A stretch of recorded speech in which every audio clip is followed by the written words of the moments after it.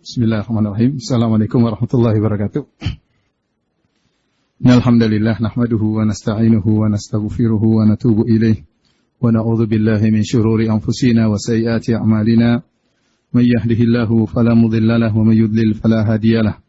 Asyhadu an la ilaha illallah wahdahu la syarika lah wa asyhadu anna Muhammadan abduhu wa rasuluhu la nabiyya ba'dah. Ya ayyuhalladzina amanu taqullaha haqqa tuqatih wa la tamutunna illa wa antum muslimun.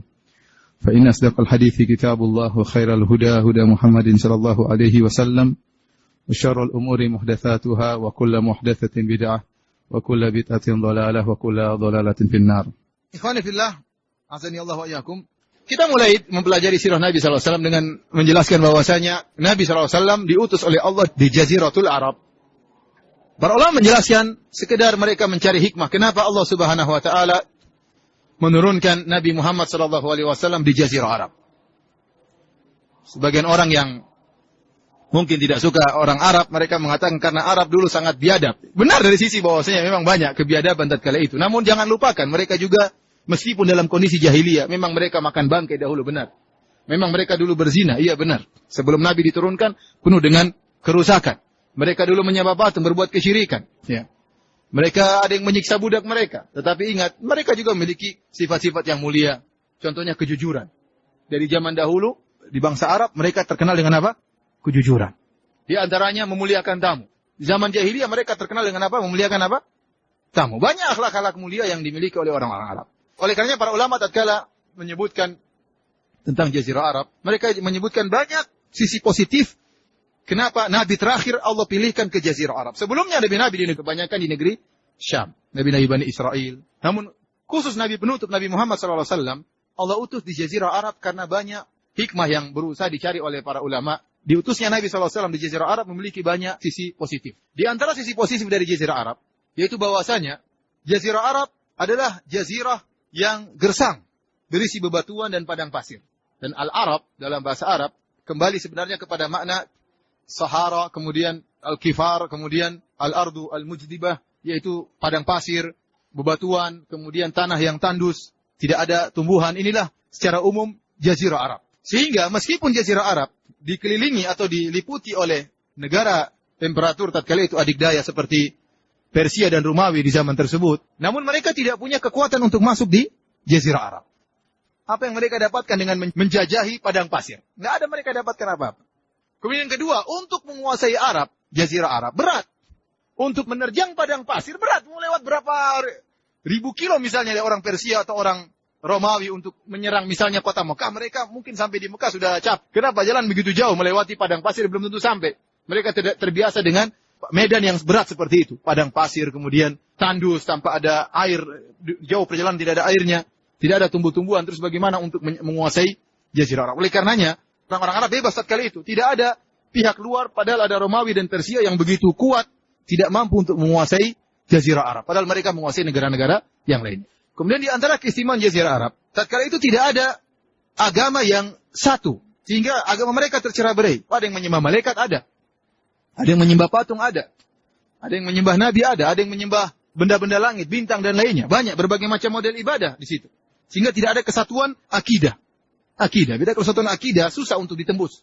Karena orang punya keyakinan itu kalau sudah bersatu karena akidah itu susah untuk ditembus.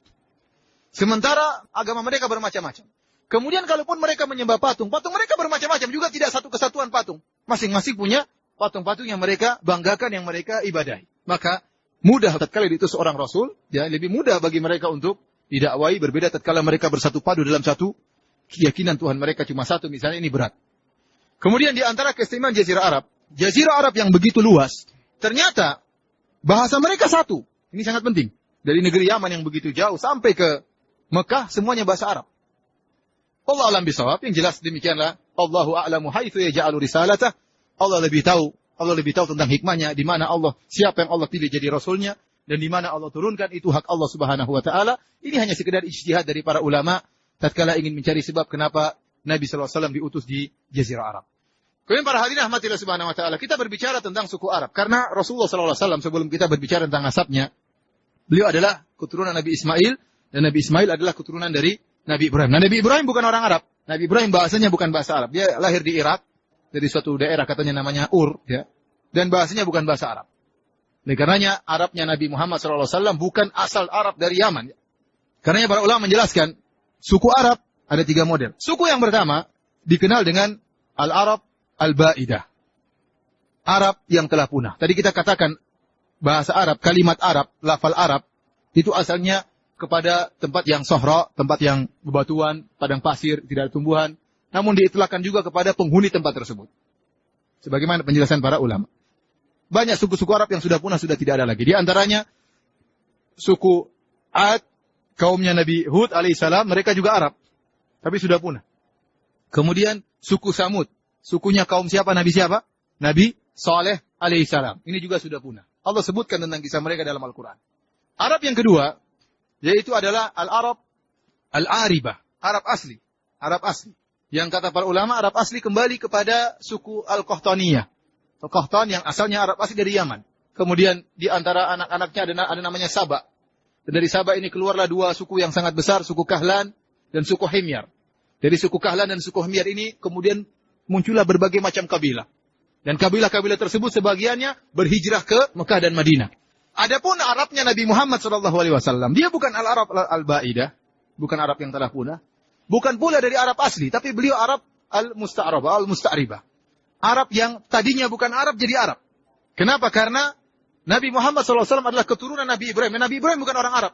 Seharusnya kalau kita lihat dari ras itu kembali kepada ayah. Kalau kita kembalikan alur Nabi kepada ayah, maka dia akan kembali kepada Nabi Ibrahim, dan Nabi Ibrahim bukan orang Arab. Siapa yang di antara anak Ibrahim yang menjadi Arab adalah Nabi Ismail. Kita cukupkan di sini saja. Insyaallah besok kita lanjutkan lagi. Wabillahi taufiq wal hidayah. Subhanakallah bihamdik. Asyhadu an la ilaha illa anta. Astaghfiruka wa atubu ilaik. Assalamualaikum warahmatullahi wabarakatuh.